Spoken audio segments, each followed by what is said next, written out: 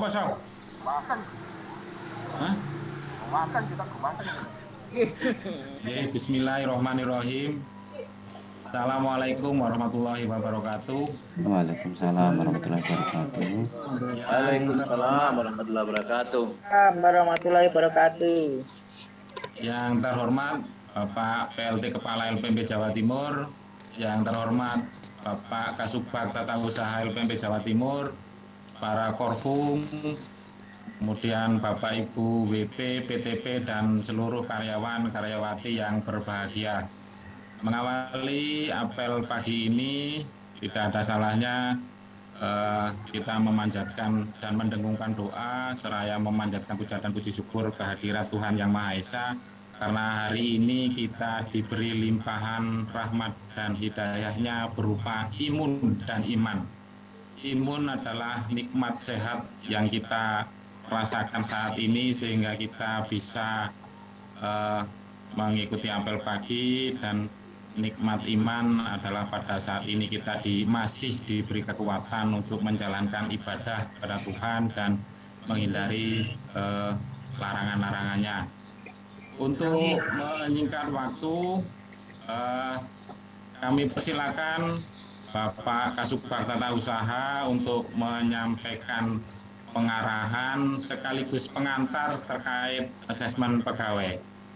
Monggo kami persilakan Pak Kasubag. Terima kasih. Assalamualaikum warahmatullahi wabarakatuh. Waalaikumsalam warahmatullahi wabarakatuh. Warahmatullahi wabarakatuh. Hormati Pak PLT Kepala, Pak Dr. Rizky, Bapak Ibu Widya Prada, Bapak Ibu fungsional PTP, juga Bapak Ibu semuanya pegawai LPMP Jawa Timur yang berbahagia. Pertama-tama mari kita syukuri keadaan hari ini. Seperti disampaikan Pak Jerry tadi, kita dianugerahi iman dan imun yang alhamdulillah kita semua dalam keadaan sehat. Mudah-mudahan ke depan demikian yang kita harapkan. Bapak Ibu yang sangat saya hormati, pertama, kemarin sore pukul 16.31 saya mendapatkan WA dari Pak Rizky, yaitu edaran Sekjen Kemendikbud. Isinya adalah pengaturan pola kerja BDK-BDR, dan diantara poin-poin ketentuan itu menyangkut pengaturan tentang pelaksanaan kegiatan baik di kantor maupun di luar kantor. Beberapa catatan baru-baru ini tadi juga disampaikan oleh Pak Dirjen kita, Pak Jumeri. Yang pertama bahwa UPT supaya terus mengikuti perkembangan penularan COVID-19 yang belakangan ini menunjukkan varian yang baru, utamanya varian Delta, yang menurut penjelasan beberapa dokter yang bisa kita baca di media massa maupun media online, itu tingkat kecepatan dan kedahsyatan penularan itu luar biasa. Nah, oleh karena itu kita terus-menerus waspada berkaitan dengan hal ini. Nah, UPT supaya mengikuti perkembangan, juga perkembangan di daerah kita yang sebagian diantaranya sangat tinggi, ada yang kategori zona merah, ada yang kategori hitam, dan seterusnya. Karena itu terkait dengan perkembangan ini, Sekjen Kemendikbud menyampaikan edaran supaya dinas luar itu dibatasi, bukan dihilangkan sama sekali. Nah, kemudian ruang pertemuan untuk tatap muka, misalnya pelaksanaan di hotel, nah itu supaya mengikuti ketentuan 25% dari kapasitas.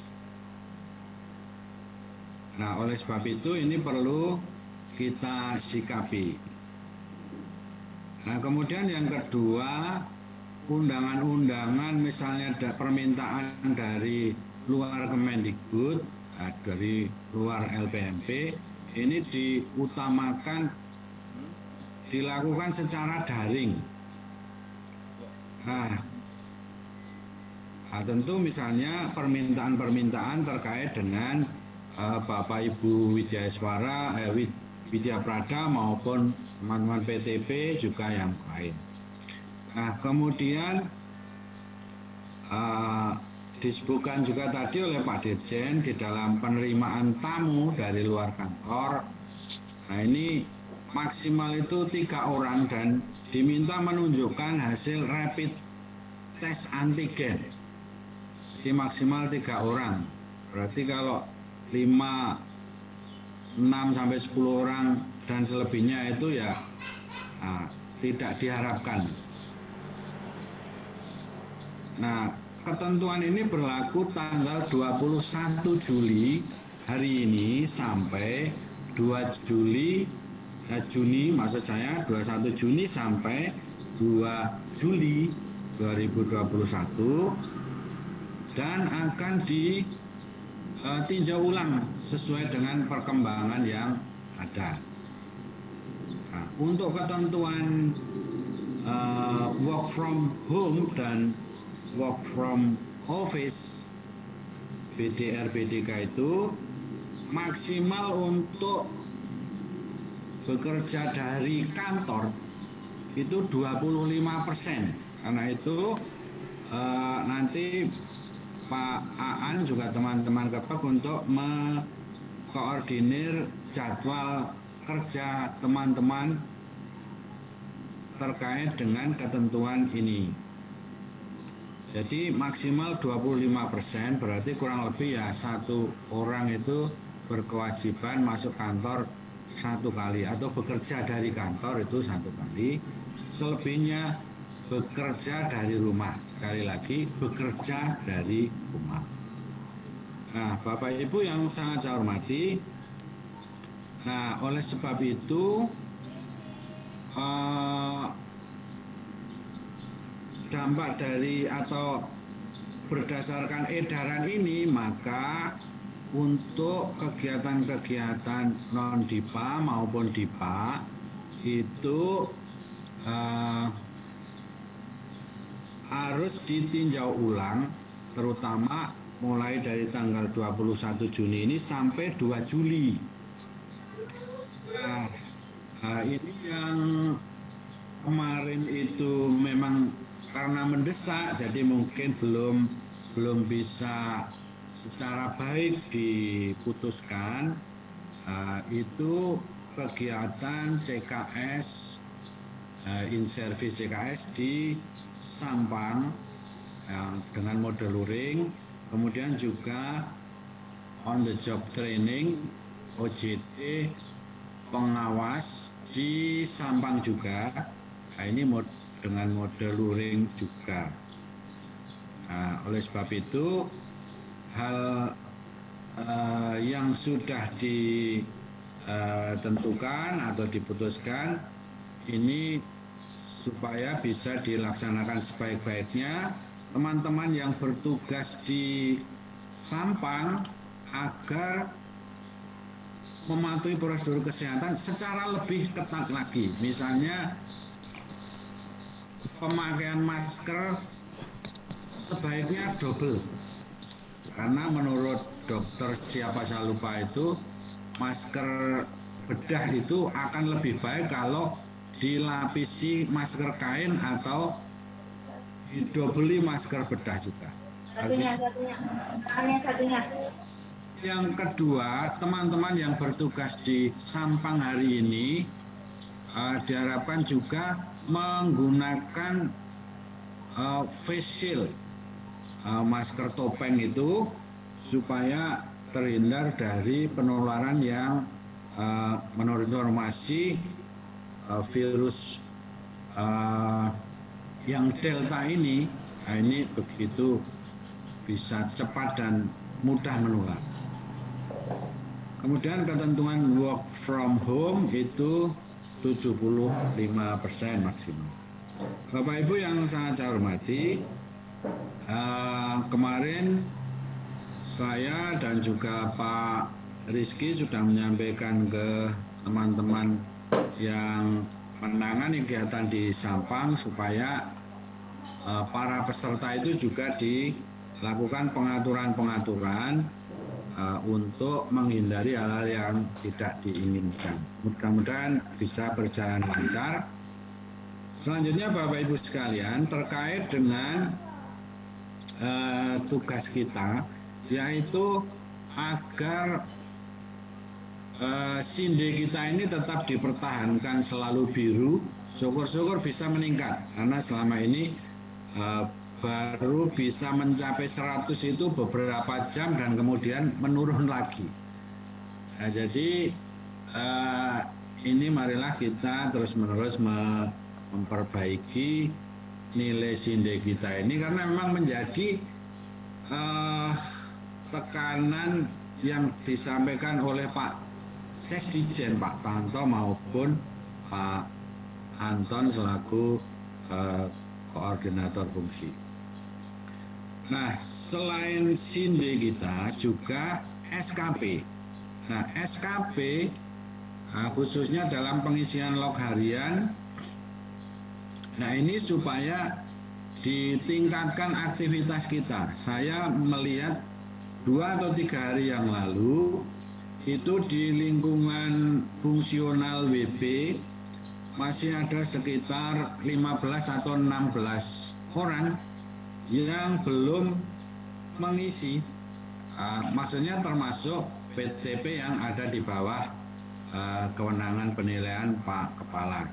Itu masih sekitar 15 atau 16 orang masih nol, belum ada isi sama sekali. Kemudian yang teman-teman struktural pelaksana 83 orang itu masih sekitar 34 atau 35 orang yang masih nol, belum ada isian log harian sama sekali.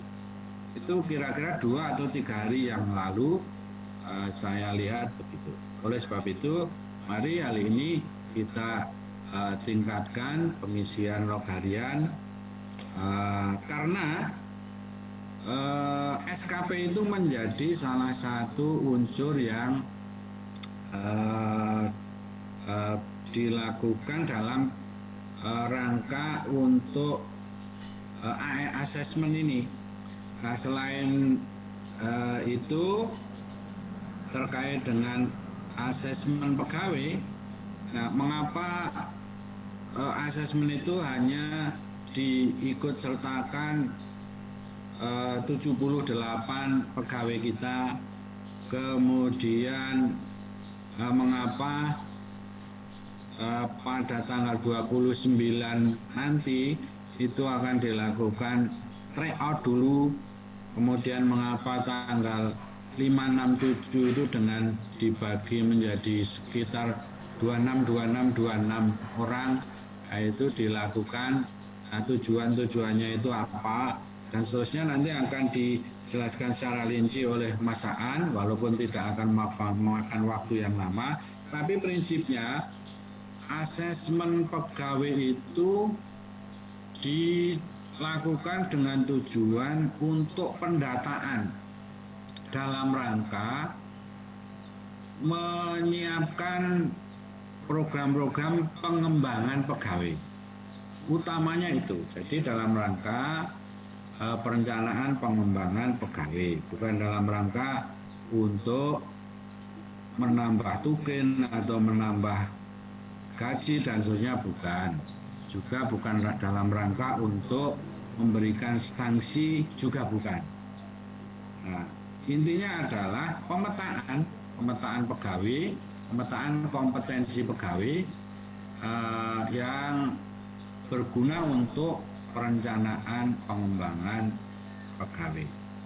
Bapak Ibu yang sangat saya hormati, kira-kira itu, karena juga mengingat waktu, mudah-mudahan keterangan atau informasi yang saya sampaikan ini bisa kita pahami bersama. Sekali lagi mohon maaf apabila di dalam penyampaian informasi ini ada kekurangan dan kekhilafan, juga di dalam khususnya terkait dengan penyikapan kita terhadap kegiatan-kegiatan yang mendesak, misalnya yang ada di Sampang hari ini dimulai IST calon kepala sekolah dan juga on the job training pengawas calon pengawas, termasuk juga yang hari ini dari DIPA kita itu ada verbal pendataan yang memang harus dilaksanakan karena sudah memesan hotel, penginapan, kemudian juga undangan sudah tersebar semua dan seterusnya. Jadi kita pilih mana yang urgen, juga mana yang bisa kita tunda. Tapi sesungguhnya kalau misalnya bisa kita hentikan, kita cut itu sebenarnya memang prinsipnya supaya betul-betul dibatasi. Tapi kemudian langkah yang kita tempuh memilah dan memilih, mudah-mudahan pilihan ini tadi bisa menjadi hal yang pas. Kalau kurang pas ya mohon maaf karena memang keadaan. Kebetulan edaran dari Sekjen itu juga baru kita terima sekitar 4:30 kemarin. Mohon maaf sekali lagi, terima kasih atas perhatian Bapak Ibu dan tentang asesmen kompetensi pegawai. Terima kasih Pak Jerry dan Bapak Ibu semuanya. Akhirul kalam, wassalamualaikum warahmatullahi wabarakatuh. Waalaikumsalam warahmatullahi wabarakatuh. Terima kasih sekali Pak Rustam atas pengarahan, pengantar dan informasinya. Untuk lebih singkatnya kami persilakan Pak Asaria. Pak Asaria. Ya Pak Jerry. Sampun siap? Oke, sampun. Monggo Pak, terkait asesmen pegawai kami persilakan untuk memberikan tambahan informasi dari Pak Rustam. Monggo Pak Asaria. Oke, terima kasih. Mohon izin Pak Rusdi, Pak Rustam. Terima kasih. Assalamualaikum warahmatullahi wabarakatuh. Waalaikumsalam warahmatullahi wabarakatuh. Selamat pagi, salam sejahtera dan salam sehat bagi kita semua Bapak Ibu. Ya. Bentar.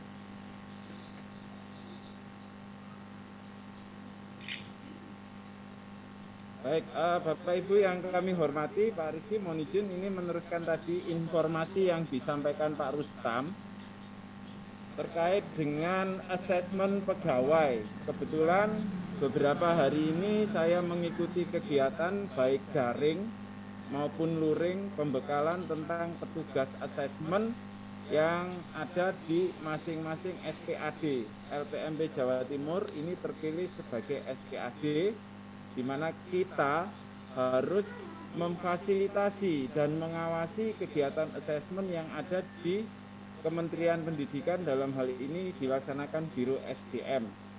Nah, untuk itu izin share screen Pak Jerry, teman-teman semua, ini penting sekali. Monggo Pak Salia. Saya akan tampilkan bagaimana proses asesmen itu sendiri. Silakan diperhatikan Bapak Ibu ya.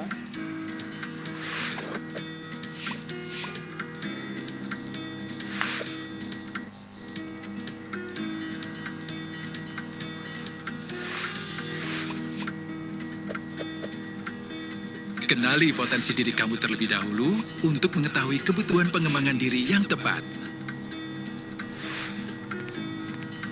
Mudah kok, dapat dimulai dengan ikut asesmen.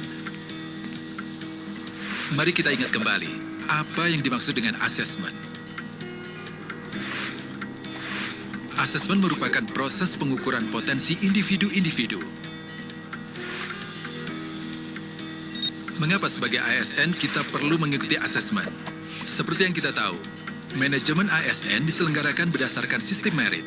yakni berbasis pada kualifikasi, kompetensi, dan kinerja. Sehingga perlu tersedia data profil pegawai untuk mendukung implementasi sistem merit tersebut. Asesmen bertujuan untuk menjaring dan memetakan data profil prediksi kompetensi. Data ini digunakan sebagai bahan manajemen sumber daya manusia, Kementerian Pendidikan, Kebudayaan, Riset, dan Teknologi. Mencakup pengembangan kompetensi dan manajemen talenta, serta sebagai salah satu bahan pertimbangan dalam rotasi atau mutasi dan promosi. Lalu, apa manfaatnya mengikuti asesmen bagi pegawai seperti saya? Melalui asesmen, pegawai dapat mengetahui potensi dirinya, serta tahu kebutuhan pengembangan diri yang tepat.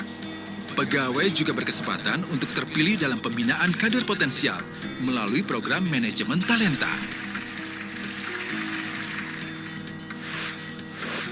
Apakah asesmen ini untuk semua pegawai? Ada beberapa kriteria pegawai yang dapat mengikuti proses asesmen di lingkungan Kemendikbudristek. Asesmen tahun 2021 adalah untuk pegawai pada 4 jenis jabatan berikut ini. Peserta asesmen tahun ini bisa berasal dari berbagai unit kerja, yakni unit kerja wilayah Jabodetabek, unit pelaksana teknis di daerah, perguruan tinggi negeri, dan lembaga layanan pendidikan tinggi. Selain itu, ada juga kriteria usia yang dilihat berdasarkan batas usia pensiun, yaitu berusia maksimal 55 tahun bagi yang BUP-nya 58 tahun, berusia 57 tahun bagi yang BUP-nya 60 tahun, dan berusia 62 tahun bagi yang BUP-nya 65 tahun. Dan satu lagi, kriteria pendidikan untuk mengikuti asesmen adalah berpendidikan minimal SMA atau sederajat. Kasih bocoran dong Pak, soal-soal asesmennya. Hehehe.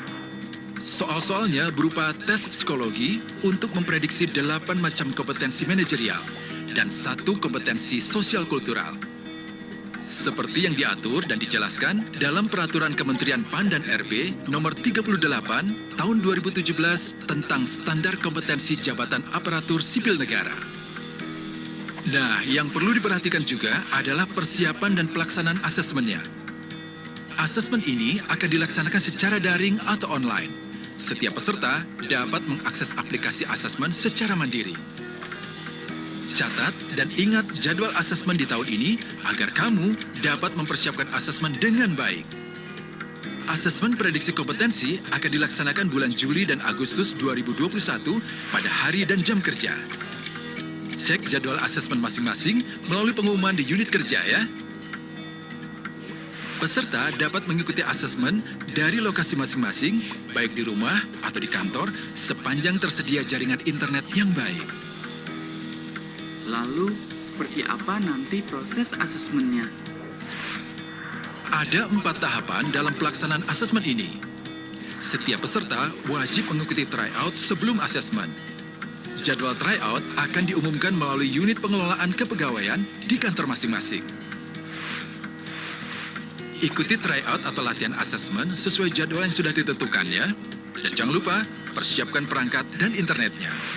Cara untuk menyiapkan perangkat dan jaringan dapat dipelajari di dalam panduan peserta asesmen. Jangan lupa, tonton juga video tutorialnya. Jangan ragu untuk melapor kepada pejabat pengelola kepegawaian di unit kerja jika tidak memiliki perangkat atau mengalami kesulitan dalam menyiapkan perangkat dan jaringan internet. Setelah mengikuti tryout, kini saatnya persiapkan dirimu untuk mengikuti asesmen sesuai jadwal yang sudah ditentukan. Siapkan kartu peserta, kartu identitas diri, serta perangkat dan jaringan internet dengan spesifikasi yang sama seperti tryout. Ikuti asesmen dengan kondisi fisik yang sehat. Jika sakit berat, segera lapor untuk menunda jadwal asesmen. Setelah melaksanakan asesmen, peserta berhak mengetahui hasil asesmen milik masing-masing.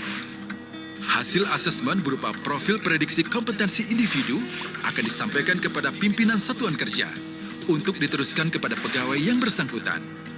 Selain diinfokan oleh unit pengelola kepegawaian, hasil asesmen pun dapat diakses oleh masing-masing pegawai melalui aplikasi Simpek. Bagaimana jika ada pegawai yang tidak mau mengikuti asesmen?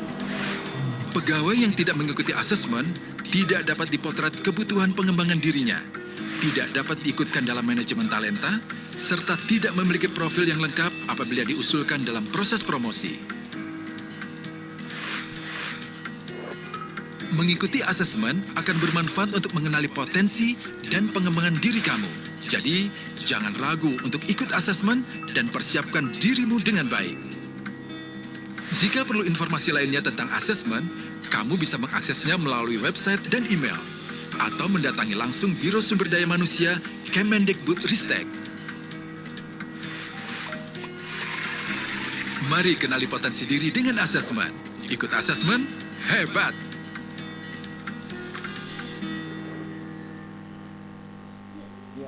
Demikian Bapak Ibu sedikit informasi terkait asesmen yang akan kita laksanakan bersama. Sekali lagi kita sudah memiliki jadwal dan daftar peserta ya Bapak Ibu ya. Beberapa waktu yang lalu Pak Rustam telah menyampaikan di grup pegawai tentang daftar peserta asesmen Bapak Ibu. Di saya izin share screen Pak Jerry ya. Monggo Wan.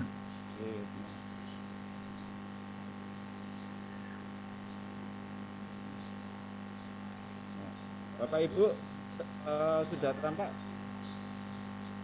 Sudah ya, sudah terlihat ya. Sudah Wan, sudah.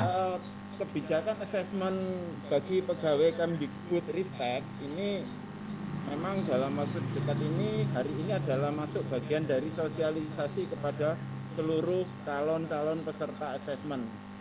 LPMP Jawa Timur telah mendaftarkan sejumlah 78 orang calon peserta yang memenuhi kriteria atau persyaratan peserta yang telah ditentukan. Saya lanjutkan lagi, apa dasar dari asesmen ini Bapak Ibu? Jadi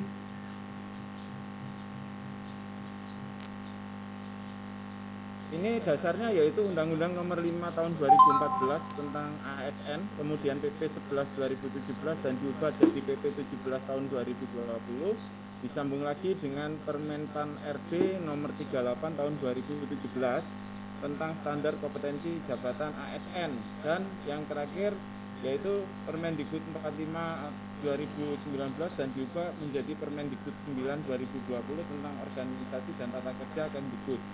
Kemudian Bapak Ibu yang kami hormati, ini tujuan dari Undang-Undang Nomor 5 Tahun 2014 atau ASN itu dalam pasal 51 disebutkan bahwa manajemen ASN diselenggarakan berdasarkan sistem merit, di mana mampu menghasilkan sistem yang mumpuni, database pegawai yang lengkap dan valid, dan sumbernya menjadi SDM yang handal, di mana sistem merit ini ditopang oleh 3 pilar, yaitu kualifikasi, ini terkait dengan pendidikan dan pelatihan, kemudian kompetensi dan kinerja. Nah, dari 3 pilar ini menghasilkan sebuah sistem yang mendukung timbulnya ASN profesional. Saya lanjut lagi, data penunjang dalam implementasi sistem merit itu ada 3, yaitu data yang dikelola dan terintegrasi. Seperti kemarin di awal akhir bulan April ya, bulan Mei kita mengadakan pembaruan data di Simpek Dikbud HR, dan itu sudah Bapak Ibu kerjakan, sehingga kita memiliki potret data yang lengkap, di mana data ini akan dikolaborasikan menjadi sebuah database pegawai, yaitu terdiri dari 3 unsur, yaitu kompetensi, kinerja, dan kualifikasi. Dari ini, ketiga ini menunjang arahnya kepada sistem merit. Nah, saya lanjut lagi. Nah, ASN yang dilakukan oleh Kemdikbudristek itu bertahap Bapak Ibu mulai 2016 sampai dengan 2021 yang akan kita laksanakan bersama. Nah, Bapak Ibu yang saat ini kita data untuk menjadi peserta adalah Bapak Ibu yang sudah mengikuti asesmen di tahun 2017 dan belum mengikuti asesmen lagi. Jadi terakhir mengikuti asesmen 2017, maka mereka akan mengikuti asesmen di 2021. Bagi pejabat struktural dan fungsional sudah mengikuti beberapa kali asesmen, namun untuk angkatan 2021 ini tidak kita daftarkan. Ya, ini terkait potret pelaksanaan asesmen. Ini saya cepat saja ya. Asesmen pemetaan tahun 2021 ini ada didefinisikan sebagai proses pengukuran potensi individu untuk memprediksi kompetensi pegawai di lingkungan Kemdikbudristek dengan menggunakan instrumen tertentu. Sasarannya seluruh pegawai yang kriterianya telah didaftarkan sebagai calon peserta. Saat ini seluruh Indonesia telah ada sebanyak 18.831 calon peserta. Ya, terus tujuannya untuk menjaring data profil prediksi kompetensi pegawai Kemendikbudristek sebagai bahan dalam manajemen SDM. Manfaatnya penting ya Bapak Ibu ya. Salah satu manfaat yang utama sebagai bahan pendukung dalam manajemen SDM tingkat instansi maupun unit kerja, di mana mencakup pengembangan kompetensi, manajemen talenta, rotasi, mutasi, dan promosi. Manfaat dari pegawai yang bersangkutan yaitu bisa mengetahui gambaran potensi diri, mengetahui kebutuhan pengembangan diri yang tepat, kemudian berkesempatan untuk terpilih dalam pembinaan kader potensial atau talent pool. Saya lanjut lagi, kemudian pengukuran ini dilaksanakan menggunakan teknik ya, ada tes-tes yang dipotret melalui tes psikologi, yaitu ada tes kognitif 1, tes kognitif 2, kemudian ada tes value dan tes kepribadian. Jadi nanti akan mengukur 8 kompetensi manajerial, yaitu pengambilan keputusan, pengelolaan perubahan, pengembangan diri dan orang lain, pelayanan publik, integritas, kerjasama, komunikasi, dan orientasi pada hasil. Itu 8 kompetensi manajerial, serta ada 1 kompetensi sosial kultural, yaitu sebagai perekat bangsa. Ini nanti yang akan dipotret melalui asesmen prediksi kompetensi yang akan kita ikuti bersama ya. Saya lanjut lagi, untuk metode dan jadwal asesmen prediksi kompetensi ini sudah ada jadwalnya Bapak Ibu, dan Bapak Ibu sudah bisa lihat nanti di kami umumkan jadwalnya. Jadi ini menggunakan sistem daring murni, di mana peserta dan pengawas akan melakukan proses ini secara daring. Jadi asesmen ini dapat diakses di kantor atau di rumah, kemudian nanti juga akan dipantau secara langsung atau secara daring. Dan tryout nanti itu akan dilaksanakan tanggal 29 Juni dan pelaksanaan asesmennya tanggal 5 sampai 7 Juli ya. Jadi untuk LPMP Jawa Timur Bapak Ibu itu dilaksanakan tanggal 5 sampai 7 Juli. Kami sudah mengajukan SK untuk menjadi panitia dan pengawas yang akan memandu dan mengawasi jalannya asesmen ini, dan ini nanti kita akan uji cobakan pada saat tryout nanti. Ya, saya lanjut lagi. Tahapan pelaksanaan ini mulai dari yang pertama, pendaftaran peserta sudah kita laksanakan di bulan Februari awal, kemudian persiapan teknis dari Biro SDM, kemudian ada sosialisasi yang kemarin saya ikuti, kemudian sosialisasi tingkat unit kerja yang saat ini kita laksanakan Bapak Ibu ya.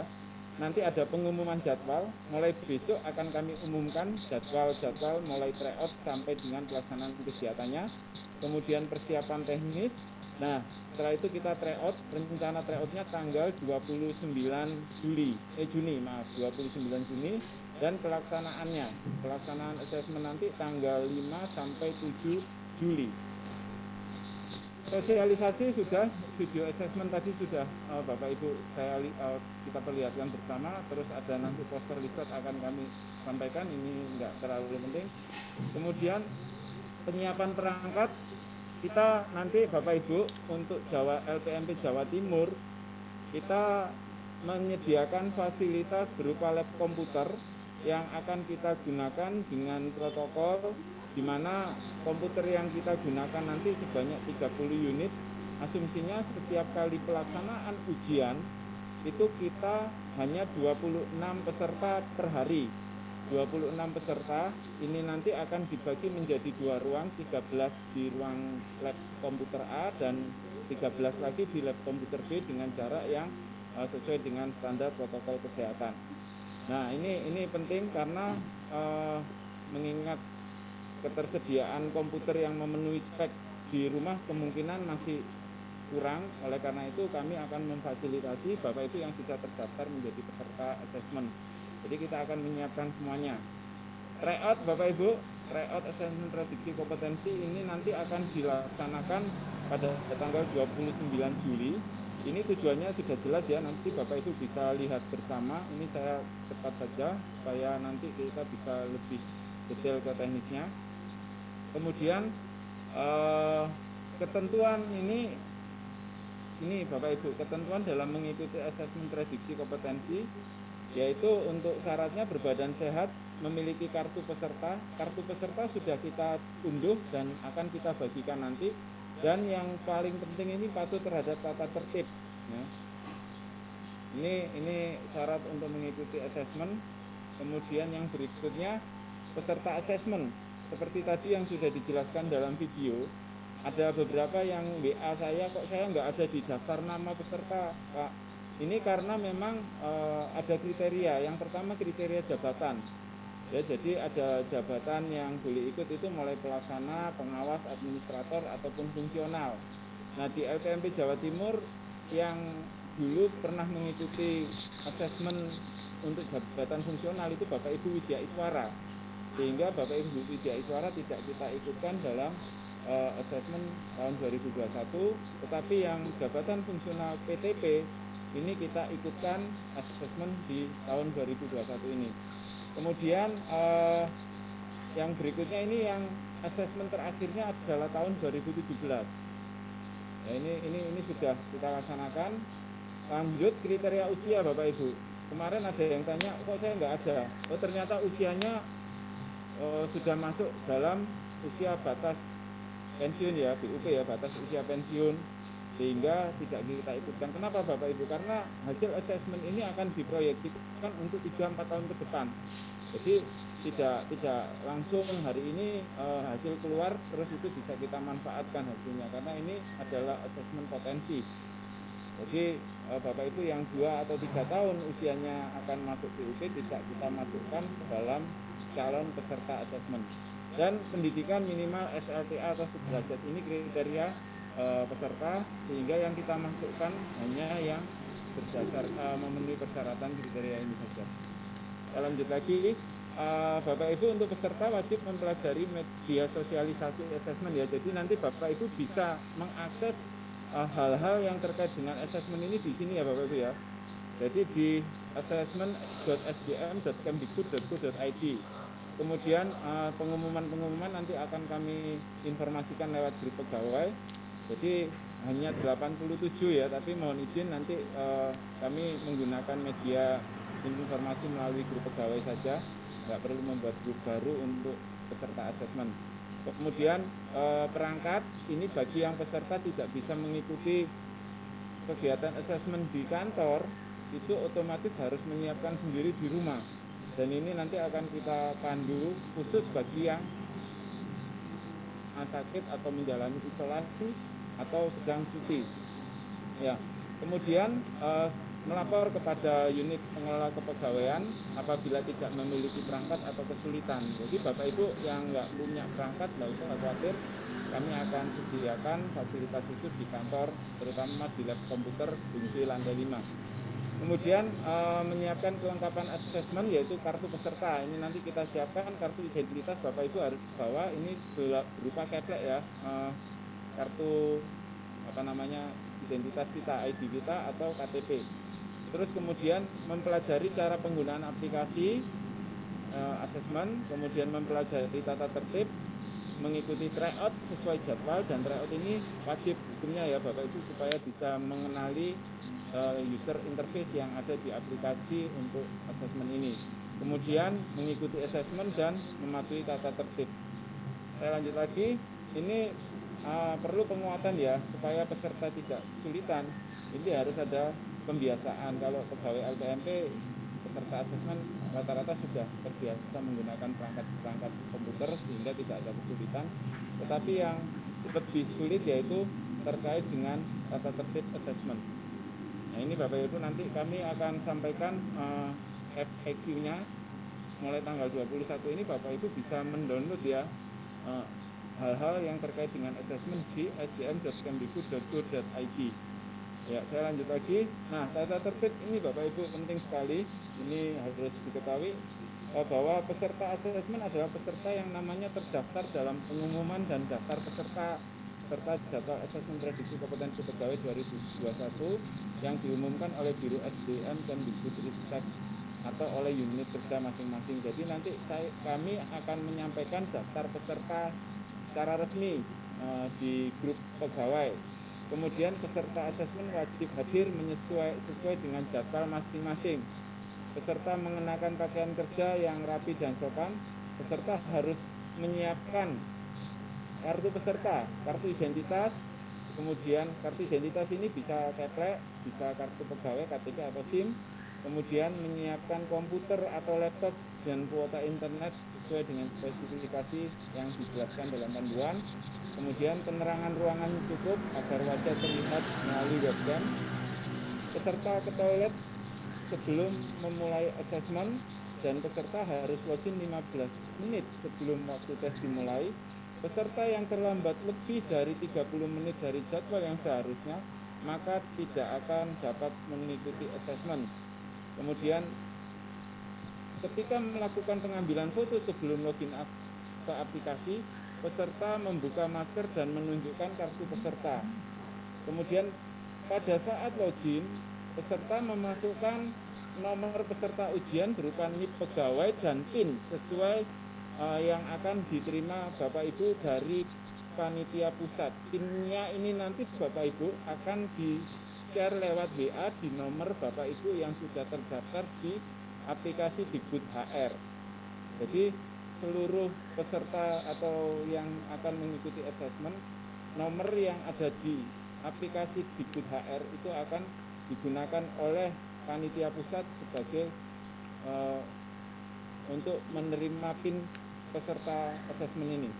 Ya, kemudian peserta mengecek kesesuaian identitas yang tampil di layar setelah login. Jadi Bapak Ibu harus dipastikan ketika login apakah benar-benar yang ada di layar monitor Bapak Ibu adalah identitas Bapak Ibu, foto Bapak Ibu sesuai dengan yang sudah kami daftarkan.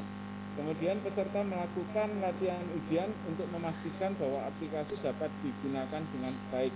Saya lanjut lagi. Ini tata tertib Bapak Ibu. Peserta harus memastikan seluruh aktivitasnya dapat terlihat melalui webcam. Apabila peserta tidak terlihat melalui webcam, maka peserta dianggap telah menyelesaikan dan pengawas berhak untuk menghentikan asesmen peserta. Peserta bersikap sopan dan tertib, kemudian peserta dilarang, ini penting Bapak Ibu ya, karena ini benar-benar keras, merekam, memfoto atau menyalin soal menggunakan HP, laptop, kamera, alat tulis, atau alat lain apapun, nggak boleh merekam soal yang ada. Kemudian tidak boleh menggunakan kalkulator, kertas, buku catatan, kamera, alat tulis, alat komunikasi, dan alat bantu apapun untuk menjawab soal. Jadi benar-benar bersih, walaupun tidak diawasi secara langsung, tetapi melalui webcam yang aktif, segala aktivitas yang ada pasti akan tampak. Kemudian memberi dan atau meminta bantuan pihak lain dalam menjawab soal ini juga dilarang. Bekerja sama atau berkomunikasi dengan orang lain ketika sedang melaksanakan ujian asesmen ini juga dilarang. Kemudian dilarang meninggalkan ruang asesmen sebelum asesmen selesai. Dilarang mematikan atau menutup kamera. Kenapa Bapak Ibu? Ketika kamera ini tidak aktif, otomatis dianggap meninggalkan ujian dan nanti pengawas akan menonaktifkan sehingga tidak bisa melanjutkan ujian kalau mematikan atau menutup kamera. Kemudian dilarang menggantikan atau digantikan orang lain atau istilahnya joki, ini dilarang ya. Dan ketika ujian pun dilarang makan atau minum.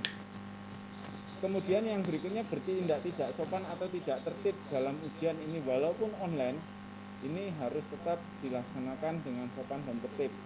Kemudian dilarang membuka atau mengakses aplikasi lain selain aplikasi assessment.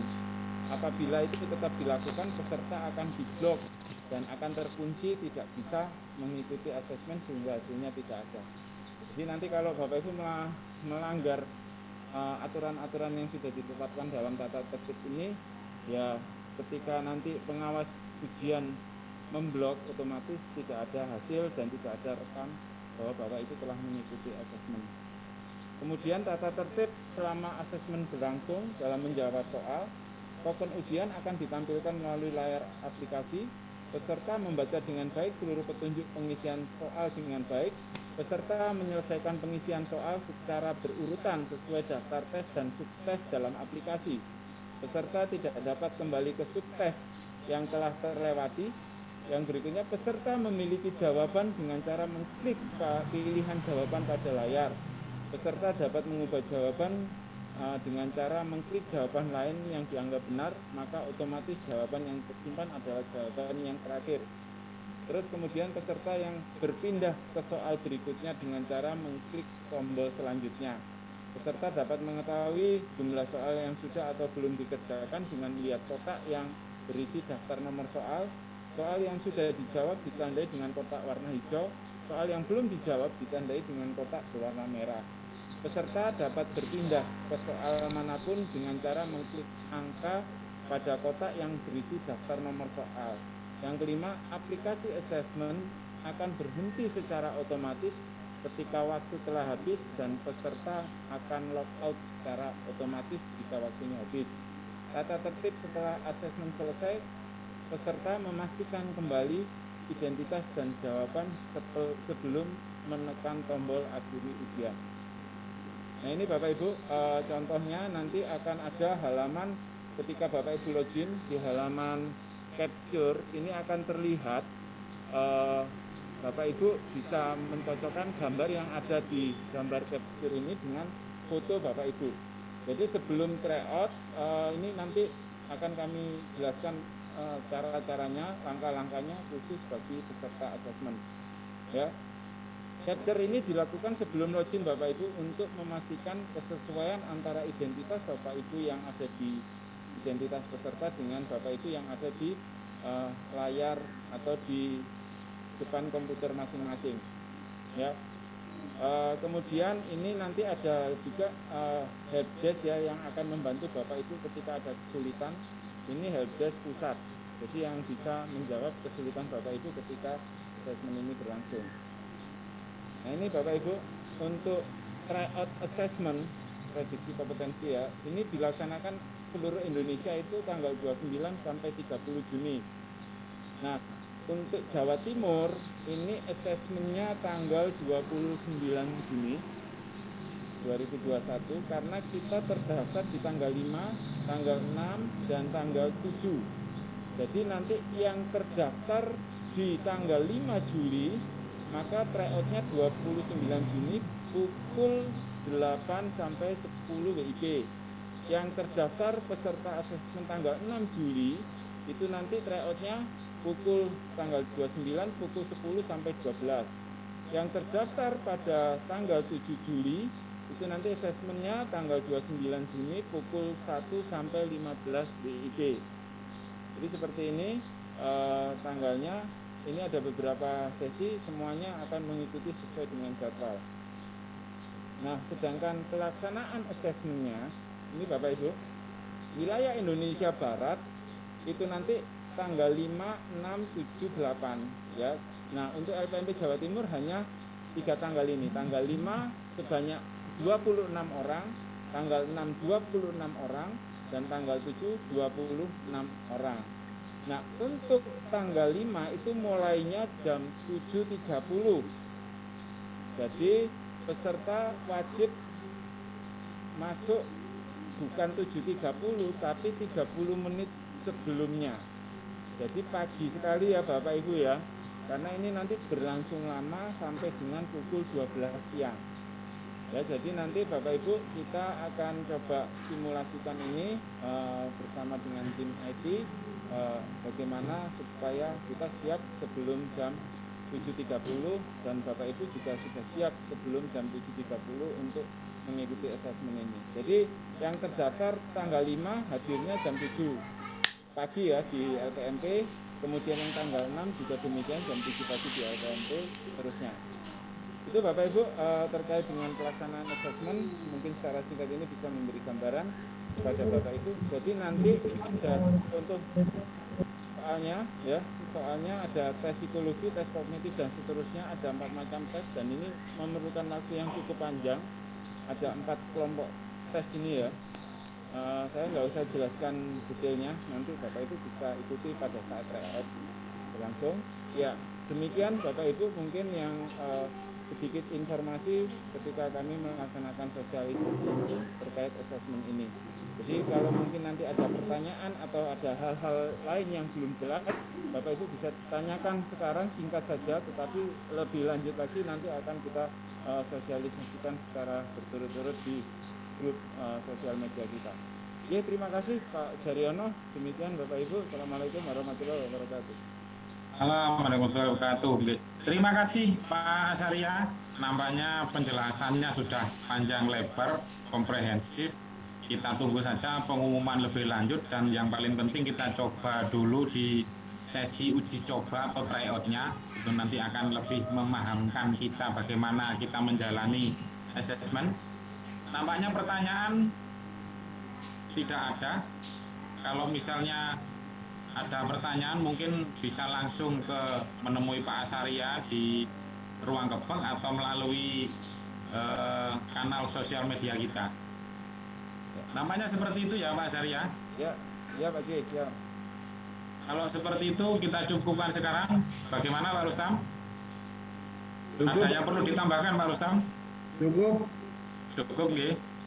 Atau Pak Rizky memberikan kata penutup, penguatan atau nambah informasi kalau misalnya masih sempat? Oh. Nampaknya masih Zoom. Baik, nampaknya sudah cukup informasi yang disampaikan baik dari Pak Asaria maupun Pak Kasubag.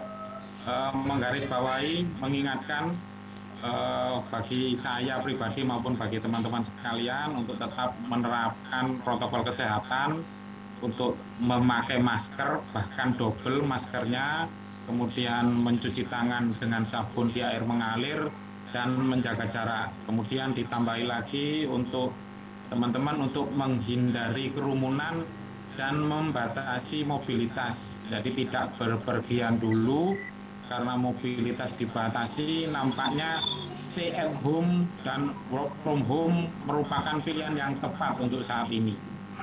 Kemudian terkait dengan apel pagi ini, kami mengingatkan juga kepada diri saya dan teman-teman sekalian yang menghadiri apel pagi ini untuk mengisi daftar hadir apel pagi yang tersedia di kolom percakapan atau di kolom chat maupun di grup WA kita. Silakan diisi daftar hadirnya.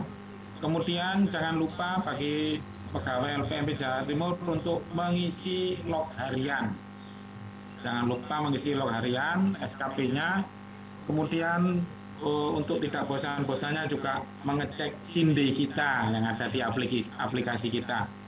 Kemudian untuk teman-teman yang ada di admin di seksi Subag juga tidak lupa untuk mengupload lampiran surat agar SINDE lembaga itu juga ikut terkerek naik.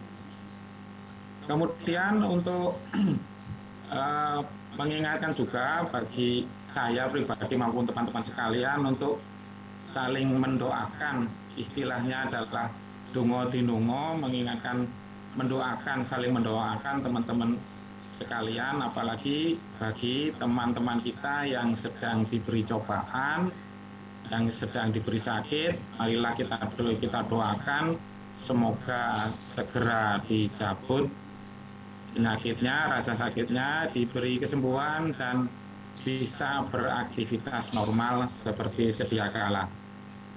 Selanjutnya saya akhiri, mohon izin Pak Rustam kalau gitu, saya akhiri apel paginya, Pak Asaria. Ya. Oke, terima kasih Bapak Ibu karyawan-karyawati LPMP Jawa Timur atas atensinya, atas hadirnya di apel pagi online ini. Mohon maaf apabila ada salah kata. Terakhir dari saya, wabillahi taufiq wal hidayah. Wassalamualaikum warahmatullahi wabarakatuh. Waalaikumsalam warahmatullahi wabarakatuh.